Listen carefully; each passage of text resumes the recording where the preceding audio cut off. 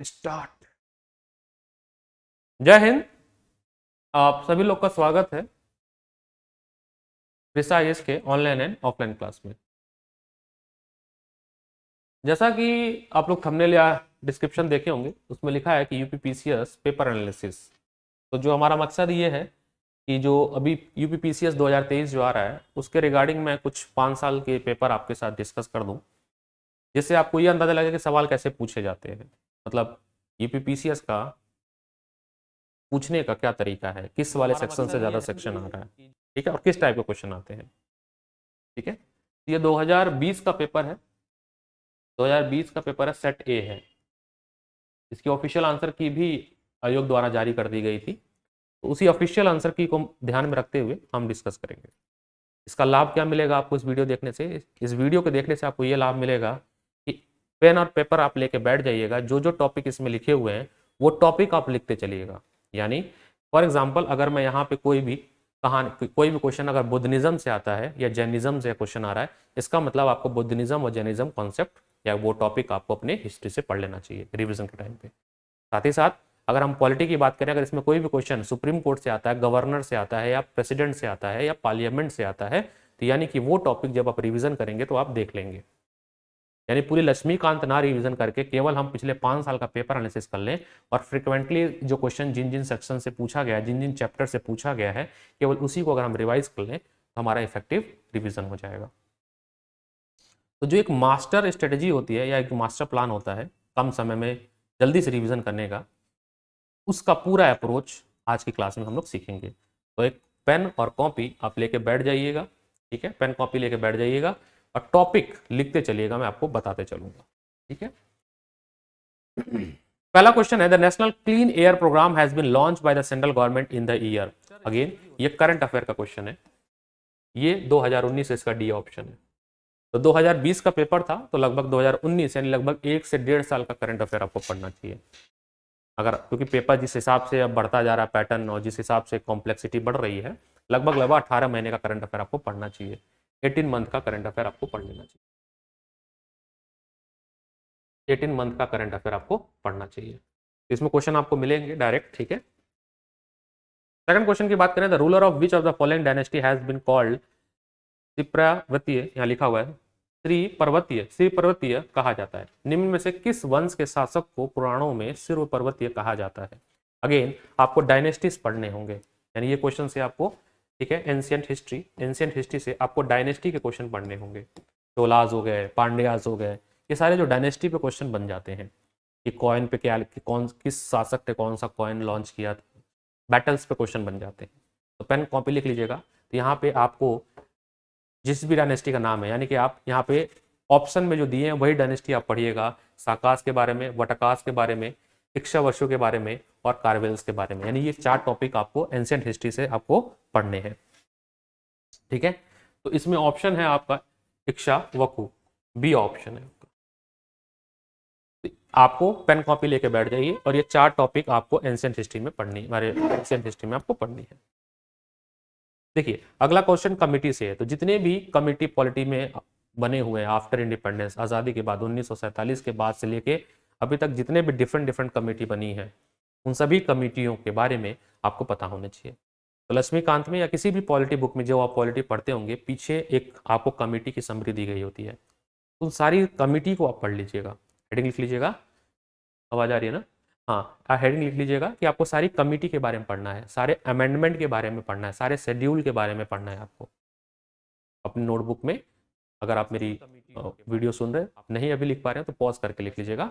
ये सारी बातें आपको पता होनी चाहिए। कमेटी के बारे में कह रहा है, विच ऑफ द फॉलोइंग कमेटी।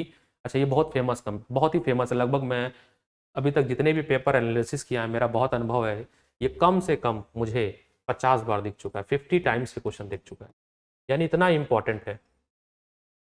मैं इतना पेपर एनालिसिस किया हूँ पिछले गत वर्षों में, मैंने इतना देखा कि which of the following committee recommended poverty line. अच्छा, अगर ने एनसीईआरटी भी पढ़ी होगी, क्लास 10th की शायद एनसीईआरटी है, 9th या 10th की इकोनॉमिक्स की एनसीईआरटी है, उसमें पॉवर्टी का चैप्टर है, पॉवर्टी हैज अ चैलेंज, वहां पे इस कमेटी की जिक्र की गई है। ठीक है, क्या है, विच of the following committee recommended poverty line based on the nutrition recruitment.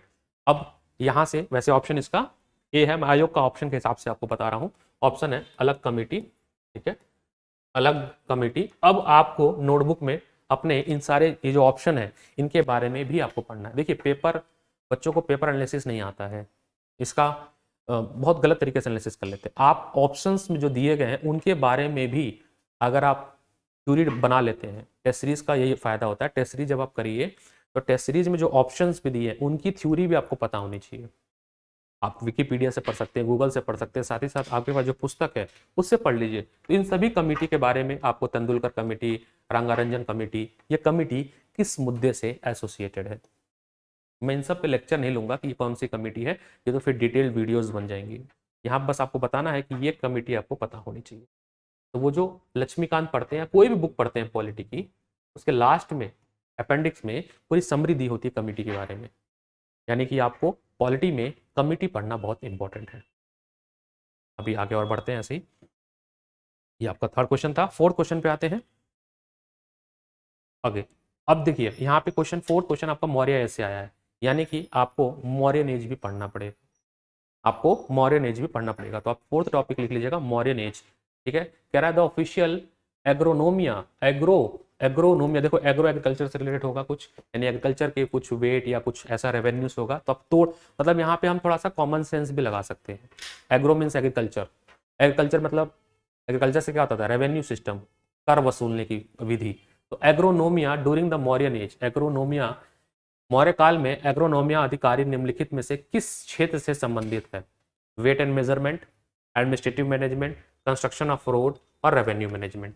तो ये आपका ऑप्शन होगा डी, राजस्व प्रबंधन। ऑप्शन नंबर डी, राजस्व प्रबंधन। ठीक है, अगेन ये करंट अफेयर का क्वेश्चन है। अच्छा, जितने भी रिपोर्ट और इंडेक्सेस आते हैं, ठीक है, report and index, report heading लिख लीजिएगा, अगला टॉपिक आपके लिए है रिपोर्ट एंड इंडेक्स। अब रिपोर्ट एंड इंडेक्स आपको कहां से मिलेगा? रिपोर्ट एंड इंडेक्स का रिसोर्स कहां से मिलेगा? तो घटना चक्र की जो आंख वाली मैगजीन आती है, कुछ लोग घटना चक्र फॉलो करते हैं, कुछ लोग परीक्षा वाणी फॉलो करते हैं, ये आपकी चॉइस है। और भी बहुत सारे रिसोर्सेस होगा, बट रिलायबल मतलब जो ट्रस्टेड करंट अफेयर है वो है घटना चक्र, यूपी के एग्जाम के लिए। तो घटना चक्र में रिपोर्ट इंडेक्स की आपको 2 पेज की कंटेंट मिल जाएगा। आपको वो 2 पेज याद कर लेना है, क्योंकि उस रिपोर्ट एंड इंडेक्स से आपको एक क्वेश्चन आने की 100% संभावना है। बात समझ रहे हैं आप? मेरी बात समझिएगा। तो क्या लिखा हुआ है फिफ्थ क्वेश्चन देखिए। फिफ्थ क्वेश्चन में कह रहा है कि which of the following indicator is not an use to calculate the human, human index, इनमें से नॉट बोला है। क्या बोला है? नॉट बोला है। ह्यूमन डेवलपमेंट इंडेक्स बनाते समय नॉट बोला है। क्या क्या नहीं लेते हैं? अच्छा, ह्यूमन डेवलपमेंट इंडेक्स भी अगेन एनसीईआरटी में दिया हुआ है, WTO वाला जो टॉपिक है वहां पे भी दिया है, पॉवर्टी वाले चैप्टर में। ठीक है, तो इसमें देखिए लाइफ एक्सपेक्टेंसी तो है, एजुकेशन भी है, पर कैपिटा इनकम भी है, सोशल इंक्लूजन या सोशल इनक्लुडिटी जो है वो ह्यूमन डेवलपमेंट इंडेक्स नहीं कंसिडर करता है। ठीक है, तो यहाँ से जितनी भी संस्थाएं हैं, ठीक है, जितनी भी बॉडीज हैं, जितनी भी कमिटी हैं, इंटरनेशनल जितनी भी कमिटी हैं, आपको उन कमिटी के बारे में पता होनी चाहिए। तो टॉपिक लिख लीजिएगा, आपको सारी कमिटी के बारे में, G7, G20 अभी न्यूज़ में चल रहा है, बिम्स्टेक, सार्क, ये सभी के बारे में आपको पता होनी चाहिए थे। इनके कॉन्फ्रेंस के बारे में, रिसेंटली इनका कॉन्फ्रेंस कहाँ पे हुआ है, मीटिंग कहाँ पे हुई है, उसका थीम क्या है। ठीक है, इस बार G20 से सवाल आएगा, पक्का आएगा, एक क्वेश्चन G20 से आएगा। ठीक है, लिख लीजिएगा आप लोग, G20 से क्वेश्चन आएगा एक करंट अफेयर में। यूपी के एग्जाम में, चाहे PFO के एग्जाम में आपको G20 का क्वेश्चन मिलेगा। ठीक है,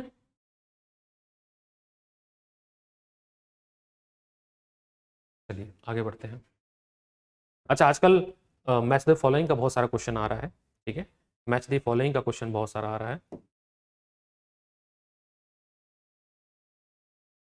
तो भी आप लिख लीजिएगा। महाजनपदा उनके कैपिटल, महाजनपदा उनके कैपिटल। देखिए अगर हम बात करें इसमें, अगर मुझे एक दो भी पता होगा तो मैं कर लूंगा। जैसे मत्स्या, मत्स्या जो है वो विराटनगर, मत्स्या विराटनगर से एसोसिएटेड है, मत्स्या। ठीक है, और कुरु, कुरु जो है वो आपका इंद्रप्रस्थ से है। तो अगर हम बात करें एलिमिनेशन राउंड देके लगाते हैं, ए का 3 होना चाहिए, तो ये तो कट गया, ये भी कट गया, बचा आपके पास ऑप्शन बी और सी बचा। बी और सी बचा, बी और सी बचा, ठीक है, बी और सी बचा। अब बी और सी में आपका बी ऑप्शन का 4 होना चाहिए, तो इसमें बी ऑप्शन का 1 है, तो ये भी कट गया, तो बचा क्या ऑप्शन सी। इसको कहते हैं हम लोग एलिमिनेशन टेक्निक, एलिमिनेशन टेक्निक। यानी कि मुझे 2 टॉपिक के बारे में पता था और मैंने उस 2 से जो है बाकी ऑप्शन को एलिमिनेट कर दिया, ठीक है। Same PDF is also open in my PDF, that's fine. तो यहाँ पे आपको टॉपिक लिख लेना है अपनी बुक में, महाजनपदा के बारे में लिख लेना, महाजनपदा। यानी आप पढ़ते समय, आप जब भी हिस्ट्री रिवाइज करेंगे, एंशियंट मॉडर्न मिडवाइल जो भी रिवाइज करेंगे, आपको महाजनपदा रिवाइज करना पड़ेगा। मेरे पेपर एनालिसिस करने का बस मकसद ये है कि आपको ये पता होना चाहिए कि हम पढ़ते समय या रिवीजन करते समय किस टॉपिक पे हम अपनी नज़र ज़्यादा देर तक रखें, यानी उस पर हमारे कमांड हो। पढ़ना सब कुछ है, हम ये नहीं कह रहे हैं, बट इस पेपर एनालिसिस से बस आपका बस ये कहना है कि आप किस पे आएंगे, ठीक है। अच्छा, एनालिसिस की बात कर दूं मैं कि किससे कितना क्वेश्चन आता है, थोड़ा सा टाइम लूंगा मैं, आई हैव वो डेटा। एनालिसिस की बात करें अगर हम, एक छोटा सा डेटा है मेरे पास, मैंने पहले भी शायद आपको बताया था, बट फिर आज भी मैं बता देता हूँ कि डिस्ट्रीब्यूशन ऑफ मार्क कैसे है। डिस्ट्रीब्यूशन ऑफ मार्क की बात करें, ठीक है, 2000, मैं लगभग 3 साल का डेटा बेस ले लेता हूँ, 2019 से लेके 2022 तक का, ये इन जनरल डेटा है, ठीक है। अगर हम बात करें करंट अफेयर का, पहला टॉपिक करंट अफेयर है, तो लगभग 25 से लेके 30 क्वेश्चन आने के चांसेस होते हैं, मतलब मिनिमम 25, मैक्सिमम 30। और आपको कट ऑफ क्लियर करने के लिए 90 प्लस क्वेश्चन सही करने होते हैं। जनरल कैटेगरी में 90 कट ऑफ किया था, तो 90 प्लस क्वेश्चन सही करने हैं आपको। मैं 100 क्वेश्चन मान के चलता हूँ, सीधे 100 क्वेश्चन पे रहते हैं, हम थोड़ा ज़्यादा ही मान के चलते हैं, 100 क्वेश्चन का टारगेट लेके चलते हैं कि हमें 100 क्वेश्चन सही करना है। तो करंट अफेयर का आप 30 क्वेश्चन आप ले सकते हो अगर आपका करंट अफेयर पे पकड़ है। करंट अफेयर आपको 18 मंथ का पढ़ना होता है। सोर्स, घटना चक्र, बस, इससे अलावा आपको नहीं पढ़ना। आखिरी के दिनों में जिन्होंने पहले से पढ़ के रखे हैं, जैसे कि विजन वजन पढ़ के रखे, PT 365, वो पढ़ लीजिए आप लोग। अगर नहीं पढ़े विजन तो उसको मत उठाइएगा, आप फालतू में परेशान हो जाओगे। एक और करंट अफेयर आजकल बहुत अच्छी चल रही है, स्पीडी की चल रही है, स्पीडी का भी काफ़ी अच्छा है। आप ये 2 करंट अफेयर, ज़्यादा रिसोर्सेस आप ना रखें, रिसोर्सेस लिमिटेड रखें और एक ही रिसोर्स को आप 10 बार पढ़ें, ये आपकी अप्रोच होनी चाहिए। हिस्ट्री से देखिए, हिस्ट्री हिस्ट्री से अगर हम बात करें तो इसमें 2 है, हिस्ट्री में 2 बात, इसको हम मॉडर्न हिस्ट्री से अगर हम बात करें, केवल मॉडर्न हिस्ट्री से कम 10 सवाल आते हैं। लेकिन अगर एंशियंट मिडवाइल की बात कर लें तो लगभग इनको मिला दिया जाए तो 20 से 22 सवाल दोनों मिला दिया जाए तो कम से कम 20 से लेके 29 सवाल, 29 क्वेश्चन आपको हिस्ट्री में मिलेगा, जिसमें मॉडर्न, मिडवल और एंशियंट तीनों की बात करें। मॉडर्न की बात करें तो 10 सवाल आपको मॉडर्न से मिलता है, फ्रीडम स्ट्रगल वाला। फ्रीडम स्ट्रगल का मतलब गांधी जी राज से शुरू करके जो इंडिपेंडेंस मूवमेंट था, 3 फेज थे गांधीयन जो फेज थे, मतलब कांग्रेस के 3 फेज थे, extremist, moderate and Gandhian phase. वो 3 फेज से आपके क्वेश्चन बनते हैं, वो 3 फेज आपको पढ़ लेना होगा फ्रीडम स्ट्रगल का, ठीक है। हिस्ट्री में freedom struggle, freedom struggle, Congress के अधिवेशन क्या हुए, कहाँ पे, जैसे सेकंड राउंड टेबल कॉन्फ्रेंस में क्वेश्चन आया था कि सेकंड राउंड टेबल कॉन्फ्रेंस में से इनमें से किसने पार्टिसिपेट नहीं किया, तो आप देख लीजिए कि कौन कौन पार्टिसिपेट किए हैं, लिस्ट बना लीजिए, ठीक है। इरविन पैक्ट क्या है, माउंटबेटन प्लान, ऐसे बहुत सारे टॉपिक्स है, गवर्नर जनरल, वॉइस रॉय, ये सब का लिस्ट बनता है, ठीक है। Governor general, voice Roy of India, ठीक है, ये सब पे क्वेश्चन बनते हैं, आपको पता होना चाहिए।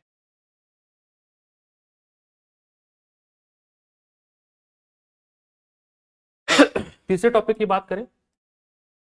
बात करें हम, तो इसके बाद आप इंडियन पॉलिटी की बात कर लेते हैं। इंडियन पॉलिटी में लगभग 16 से 20 क्वेश्चन आते हैं, इंडियन पॉलिटी।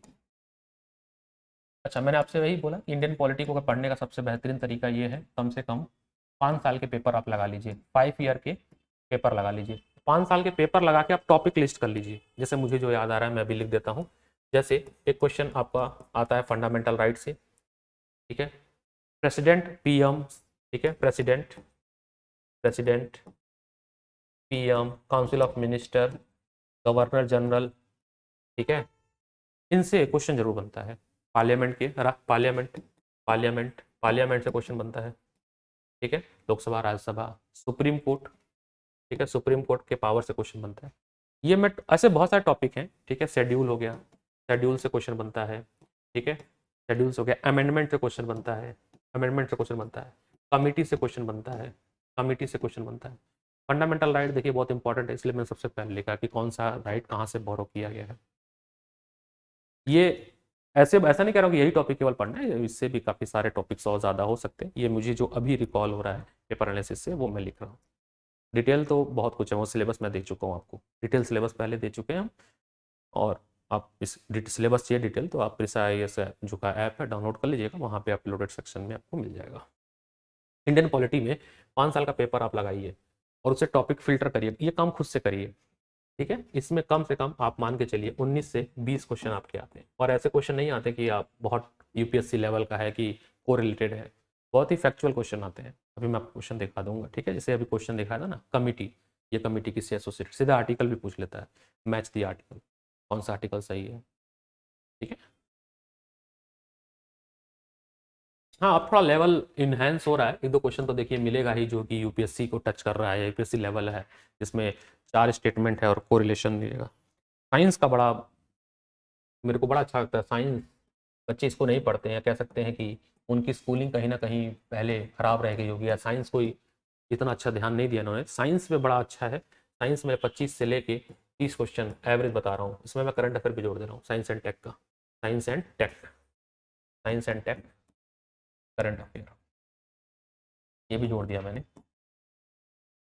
ठीक है, ये भी जोड़ दिया मैंने। बताओ 30 सवाल आपका यही हो गया, 30 सवाल करंट अफेयर, 30 60 हो गए, 40 सवाल और आपको सही करने हैं। 40 सवाल के लिए नेक्स्ट पे आ जाइए आप, ज्योग्राफी पे आ जाइए, ज्योग्राफी पे आ जाते हैं, ठीक है। अगर हम ज्योग्राफी और इन्वायरमेंट को दोनों को मिला दें, लगभग 35 सवाल बन जाते हैं ज्योग्राफी,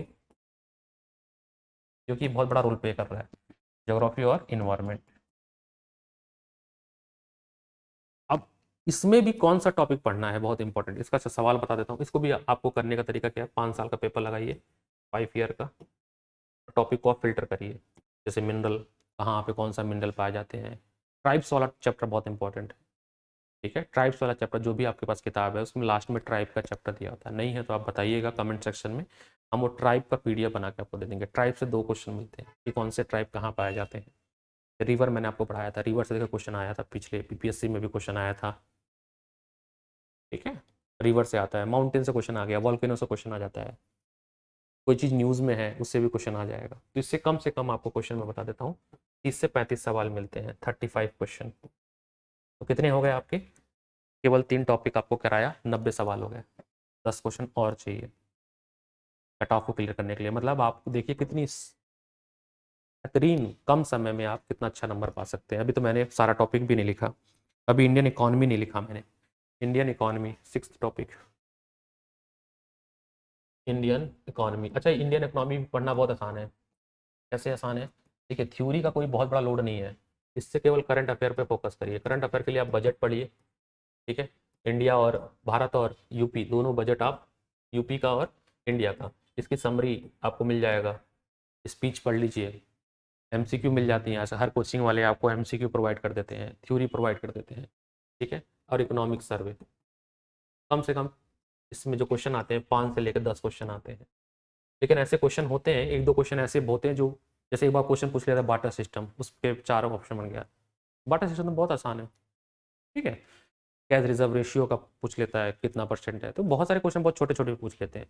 तो 5-6 सवाल तो देखो सही हो जाते हैं बच्चों के, ऐसा नहीं है, बट फिर भी मैं मान के चलता हूँ 5 सवाल हम यहाँ से सही करते हैं।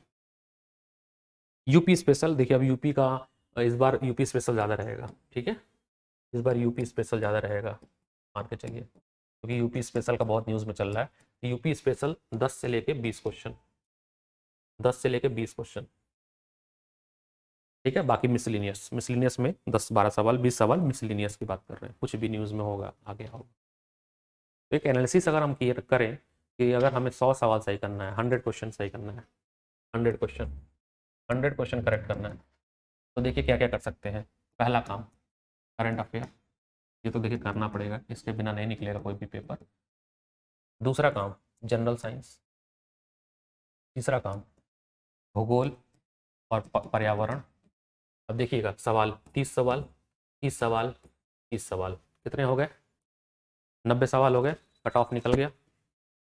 उसके बाद चौथा चीज यूपी स्पेशल 20 सवाल, कट ऑफ से आप कितने हो गए? 90 और 110। मेंस लिख रहे हैं आप लोग। मैंने कहीं पे हिस्ट्री का जिक्र किया? हिस्ट्री है ही नहीं, हिस्ट्री है ही नहीं, लिस्ट में नहीं लिखा मैंने। हिस्ट्री में केवल आप फ्रीडम स्ट्रगल पढ़ लीजिएगा, 4-5 पेज का मिलेगा आपको, मैक्स टू मैक्स 10 पेज का होगा, समरी होती है। आप कहेंगे तो मैं अपलोड करवा दूंगा, मैंने बहुत अच्छा नोट्स बनाया उसका फ्रीडम स्ट्रगल का। फ्रीडम स्ट्रगल पढ़ लीजिए, 5-6 सवाल उससे लड़ जाएगा। यानी कि कह सकते हैं कि पीसीएस का प्रीलिम्स निकालना किसी भी स्टेट पीसीएस का एक कला है, यानी अगर आर्ट है। मैं कुछ क्वेश्चन जल्दी से डिस्कस कर देता हूँ, ठीक है? तो कला सीखिए आप लोग। और वो कला कैसे सीखेंगे? वो कला आप तभी सीख पाएंगे जब आपको कोई एक्सपीरियंस बंदा या एक्सपीरियंस टीम आपको पढ़ा रही होगी। तो पिछले जितने 7-8 सालों का जो यूपीएससी डोमेन में एक्सपीरियंस रहा पीसीएस में, तो वहीं से ये सारे एक्सपीरियंस आए। पढ़ाते हुए 11 साल हो गया, बट इन 11 सालों में मैंने डिफरेंट डोमेन भी पढ़ाया है। मैंने आईआईटी जेई पढ़ाया है, जो कि इंजीनियरिंग एग्जामिनेशन का होता है। मैंने मेडिकल पढ़ाया है, नीट पढ़ाया है। मैंने बीटेक के बच्चों को 2 साल भी पढ़ाया है, ठीक है? तो मेरा डोमेन बहुत डाइवर्सीफाई है, इसलिए बहुत ज़्यादा डाइवर्सीफाई को मैं कैच कर लेता हूँ। मैंने कैट के बच्चों को पढ़ाया है, एप्टीट्यूड पढ़ाया है, कि मेरा खुद कैट में 99.8% था, ठीक है? फटाफट आते हैं, जनरल साइंस का क्वेश्चन देख लेते हैं। जनरल साइंस का क्वेश्चन शायद चालू हो रहा है 60-65 से चालू हो रहा है। करंट अफेयर जरूर पढ़ लीजिएगा। ये देखिए औरंगजेब से क्वेश्चन आया हुआ है।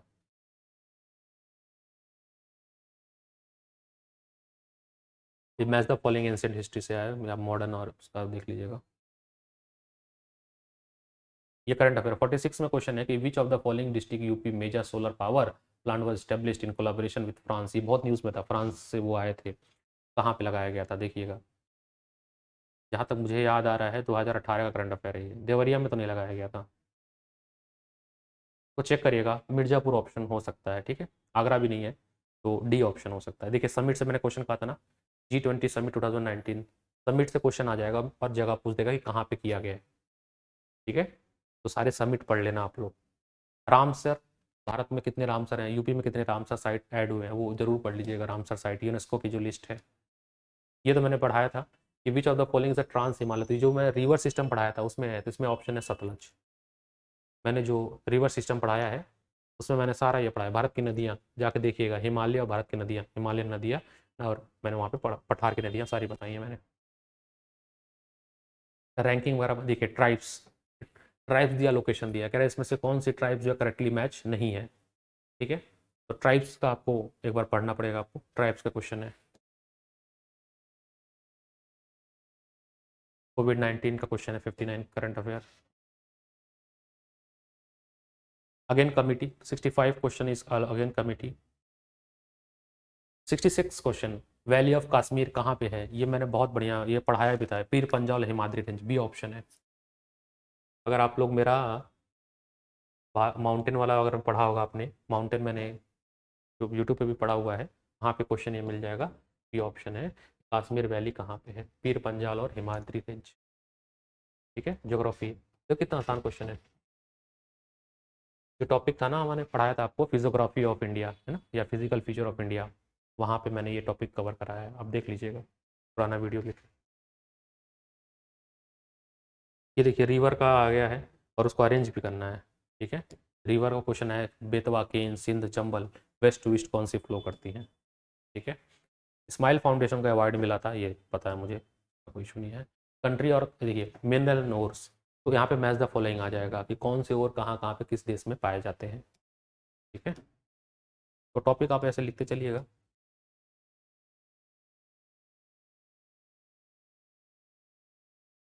Environment ecology, project tiger, project elephant, project रोहिनेपोर, वाइल्ड लाइफ एक्ट, ये सारा आपका क्वेश्चन है, ठीक है? क्रोनोलॉजी में आ गया है। लेकिन आप देखिए यहाँ पर ट्रिक क्या है, यहाँ क्रोनोलॉजी दे दिया, मतलब आपको इनका ईयर याद रखना पड़ेगा, कौन सा पहले आया था।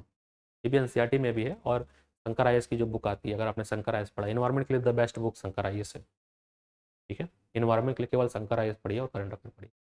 हम जहाँ इधर उधर करने की जरूरत नहीं। मैं लिख देता हूँ शंकर आईएएस पर्यावरण के लिए जो इंग्लिश मीडियम के बच्चे हैं वो शंकर आईएएस पढ़ें। शंकर आईएएस की बुक आती है, बहुत अच्छी बुक है, 400 पेज की बुक होती है, केवल इसको पढ़ें और करंट अफेयर, बस। इससे ज़्यादा आपको पढ़ने की ज़रूरत नहीं है। उसके ताम झाम जो पढ़ते हैं अपना समय बर्बाद करेंगे, ठीक है।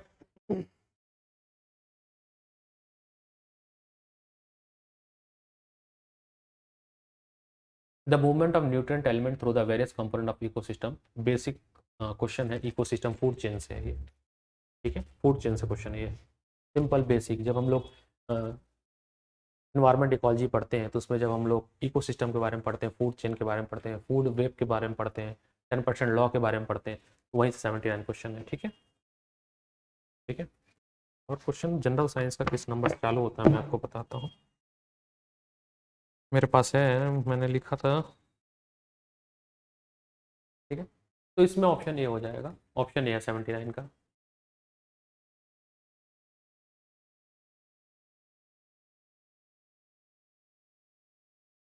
कंट्री और उनके कैपिटल भी पूछा है, ये भी पूछ लेता है, कंट्री और उनके कैपिटल।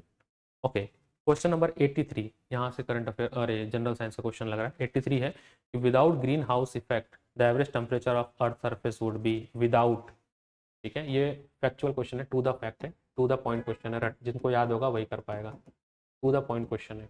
इसमें 18 डिग्री है, -18 डिग्री। आयोग ने क्या माना है एक बार मैं देख लेता हूँ। हाँ, आयोग ने भी 18 डिग्री ही माना है, बी, -18 डिग्री, ठीक है। माउंटेन है उनके कंट्री, ये भी पूछा जाता है आपसे। अगला है विच of the following natural substance contain iron, इनमें से कौन सा सब्सटेंस आयरन है, जिसके पास आयरन है, ठीक है।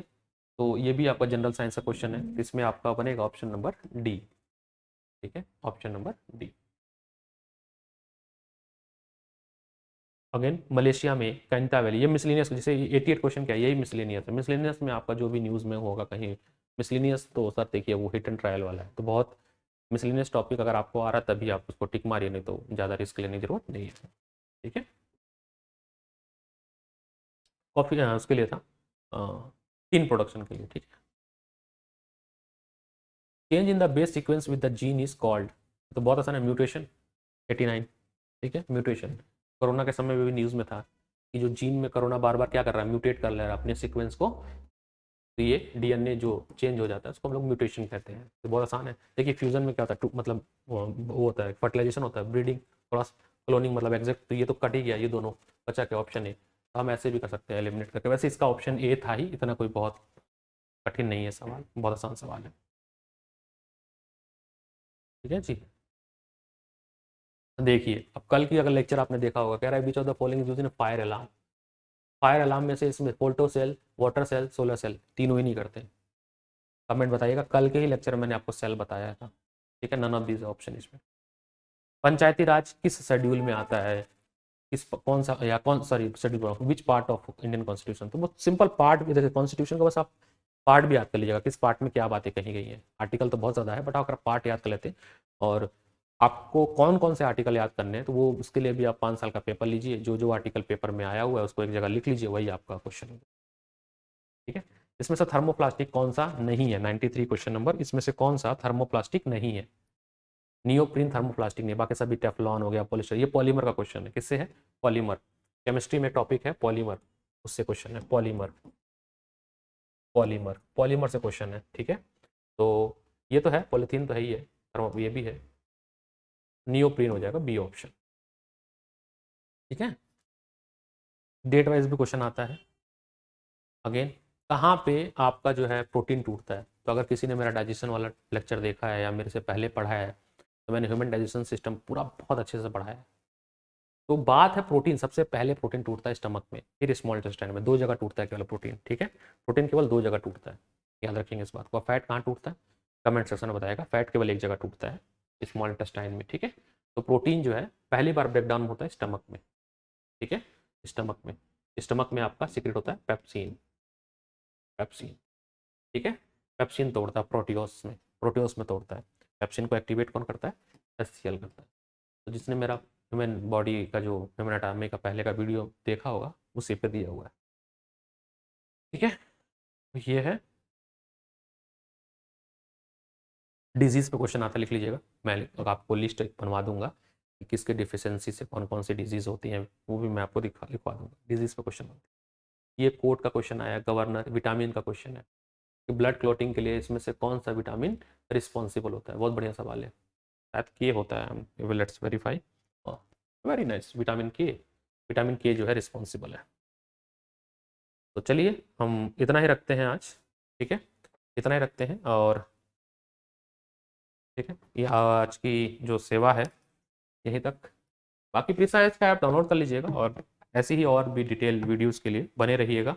और इस वीडियो को कम से कम आप अपने जितने भी सोशल मीडिया हैंडल हैं, जो भी बच्चे सुन रहे हैं मेरे से, आप लोग इतने ज़्यादा बच्चों को मैंने पढ़ाया है, हज़ारों बच्चों को मैंने पढ़ाया है, इस सभी लोग अपने अपने सोशल मीडिया पे आप प्लीज़ इसको शेयर करिए, कहीं ना कहीं उनको बहुत हेल्पफुल मिलेगी। ऐसे बहुत सारे बच्चे हैं जो तैयारी तो करना चाहते हैं लेकिन उनको पता नहीं है।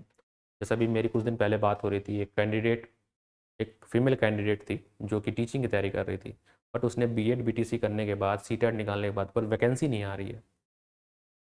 अब यूपी में वैकेंसी ना आने के कारण अब वो बहुत ही परेशान है। अब वो पीसीएस की तैयारी कर रही है, बट वो बहुत लेट हो गया उसके लिए। कह रही वैसे लेट तो नहीं हुआ बट फिर भी लेट हो गया।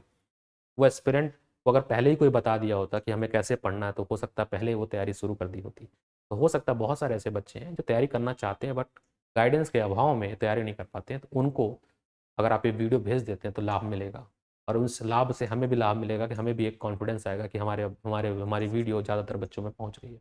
बस इतना ही आपसे अनुरोध है। मिलते हैं अगली क्लास में, तब तक अपना ख्याल रखिए। Have a nice day, take care, bye bye.